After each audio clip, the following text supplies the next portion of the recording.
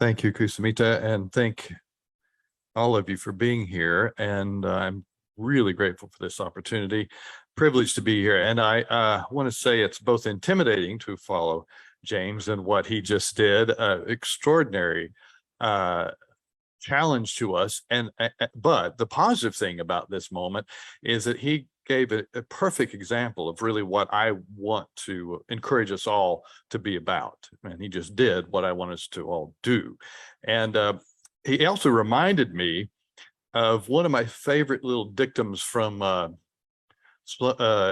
James Sloan Coffin, who was a famous pastor up at Riverside Church in New York City in the 70s. And his little dictum that he would use occasionally is that, some people use the Bible the way drunks use a lamppost for support instead of illumination.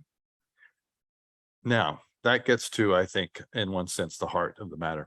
So let me start with a personal story. In 1988, I had finished university, and I found myself in the most landlocked city of the world, Urumqi in Xinjiang, China. It's the capital city of that, what was called, maybe still called, the autonomous region in China. And it was a city at that point of 1 million people. And this is 1988. I was with a small group of graduates who we were teaching English to English teachers at the university. It was my first time, of course, in China. And it was the first time for about 1 million people in the city to see a tall, lanky, 6'3" white man, young man, who, weighed about 140 pounds, dripping wet. And every eye in the city would follow me everywhere I went. But it was a fascinating time to be there because, as you know, Xinjiang is a region with Uyghurs, population about 50%, and the university had both a Uyghur president and a Han Chinese president. And the conversation was about how all these how there's going to be harmony between these two people as the Chinese government is ushering into this era of, wonderful collaboration. That was in 88. And of course, the next year, as most of you knew, was 89 and the moment of the Tiananmen Square massacre. And then, of course, the history of terrorism and the excuse that provided for the government to do what we all know today, acts of extraordinary ugliness, now being called genocide by many people against the Uyghur people in the Xinjiang area.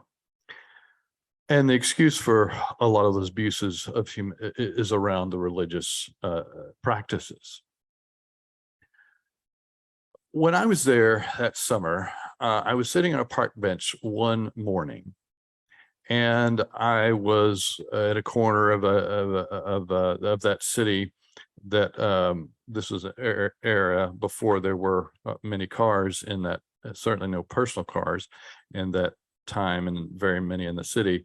And I was there watching about half the population of the city of 1 million people ride down the street in their bicycles. It was rush hour morning.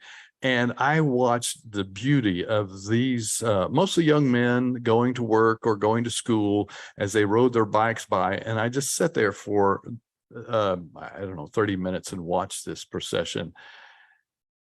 And it occurred to me, maybe the divine speaking to my conscience, in fact, Zahar, it occurred to me that there was a large portion of my own tradition, the scary Baptist tradition, that taught that these people riding by me in this mass procession were all condemned, no fault of their own, but just simply by being born where they were. They didn't believe these particular things. They didn't have the opportunity to walk down a Billy Graham aisle and make a certain statement, and hence were therefore condemned. And of course, I had long moved beyond that particular doctrine myself, but there was a sense of a call that I experienced on that park bench in the middle of Xinjiang, China, that has transformed my life. And I want to talk about two things that I know I'm preaching to the choir here, but hopefully I'll say something controversial that we can. But number one, I think the onus is on the call is on all of us religious practitioners, whether we're clergy or just people who attend services, whatever. The call is upon us to counter any doctrine or any teaching that downgrades, dehumanizes, or even, even puts a step down a class or a section of humanity. And we must do this because before you can ever get to human rights, there must be a foundation of dignity and equality, right? And an example, gender. We have gender issues, in case you didn't know, in the religious world, and particularly true in the evangelical world, of course, and not just particularly true, but we have our own issue with it, of course, because there are many people who want to lean on the Bible as sort of this proof texting document. And the problem with that, of course, is that you go back to Genesis and you have two creation accounts. You know that, right? In early Genesis, you have one account, God took the dirt and the mud, and out of that mud, he blew in the breath of God, and God created Adam, man, male and female. God created humanity. That's one creation account. What's the other one? Poor Adam's all lonely. He needs a helpmate, and out of the rib, a woman is created to be a helpmate. Now, all the way through Scripture, then you have this kind of struggle, a processional struggle. What is the appropriate place for women? I was on the subway here, and I've been looking at my phone, as we all do. And there's a story in the New Yorker about one of my colleagues from Baylor. She teaches Bible, and she's becoming now famous as somebody who's actually, women that have an equal place. Really radical. But she the headline was that she believes very much in biblical truth, but believes that the place that women have been subjected to is in fact cultural. That headline doesn't do justice to her work, but the point is the Scripture is very mixed on this. You have Deborah, who is a military judge.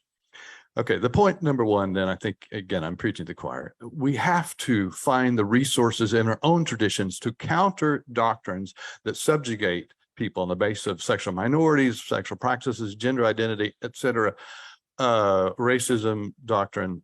We must do that, because I think the question, and maybe this is a controversial question even, do you have the Holocaust without centuries of teachings on anti-Semitism done by the church and among others? I think not, personally. So let's argue that. Second point I want to make, though, is that we have a moral onus to use our moral authority as religious practitioners, as clergy, as people of faith, to support doctrines and practices of absolute dignity and equality across all people. Now, we religious practitioners have lost a little bit of moral authority, to be sure. In recent decades, clergy, sexual abuse scandals, all the things of history that are coming out, the abuse of powers that have happened with religious institutions across the board. The Southern Baptist Convention, out of which I have fled, is now being investigated by our own Justice Department for their bad acting around sexual abuse, and they're covering up things. And well, that's a whole story for another day. But we've lost a lot of moral authority, to be sure, but it's still there. I was on a phone call yesterday, well, a Zoom actually, with a UN. She directs OSHA for the Myanmar area, and we were talking about humanitarian aid coming into Myanmar to Burma, and she said in this conversation, it's still the case in Burma, this place of great conflict, that the first responders are still the monasteries and the churches when crisis hits. It is still good to remind people that the very first hospitals, the very first schools came out of religious institutions and religious churches and monasteries, etc. We need to remind people of that, and out of that history, we need to do what our call of conscience has us to defend the rights of all people to live in freedom. So thank you for that. And again, sorry to preach to the choir, but Thank you.